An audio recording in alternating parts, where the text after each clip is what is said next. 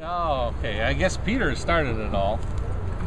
We had a chance to come by a few extra dollars, and he says, "Dad, you know, there's something we can do with this thing." And the conversation came along, and I guess it was last fall sometime. He says, "Well, they're looking at new trumpets." Now, I would have looked at tubas because I played tuba. I still have a tuba sitting in the house, and I get to play it at least once every year. And he says, "No, it's trumpets this year." Okay, fine. And so the conversation got started, and I started talking to John about it a little bit in passing, not very much. And then finally, somewhere this fall, I said, "Hey, I want to know what's going on because it's going to be a pretty good chunk of money." And John says, "Huh?" I says, "Yeah, you're going to buy a bunch of trumpets, right?" "Yeah, I'm going to buy them." He said, "You're going to buy all of them?" I said, "Yeah." He says, "Oops, I didn't expect that." The longer I'm here, the more, sort of scientific the approach becomes to how can the band have an even better sound and what can we do to tweak it, and the answer is homogeneous instruments. The purity of sound when 20 sousaphone players play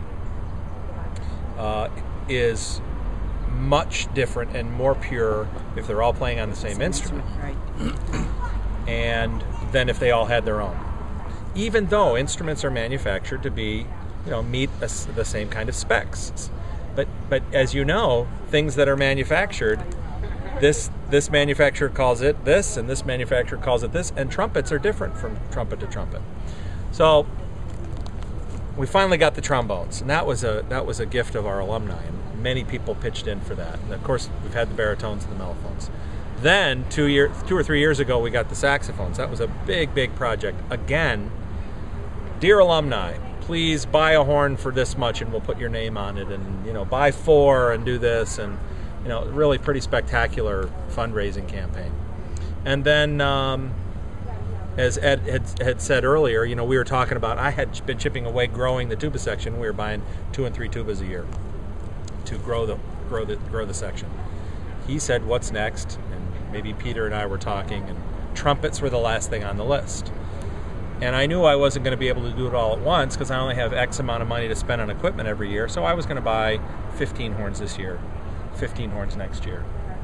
And when Ed suggested the gift, I really thought, well, let me help you so you can buy half of them now. And, maybe I'll pay for 15 and he pays for 15, and that would have been a wonderful gift.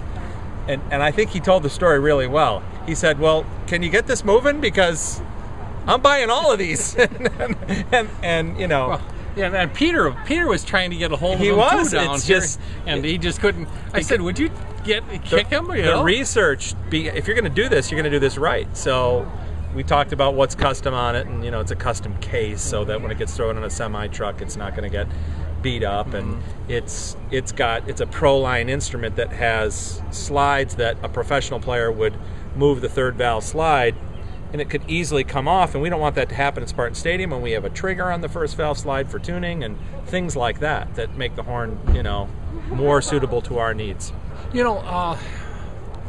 Very seriously, I know there's a little glass something or other that's going to have our name on it. We got a card the other day that says our name's going to be over in the garden here. No, yeah, that way, right? That way. You got it right. Plaza? And quite frankly, I never gave that a thought.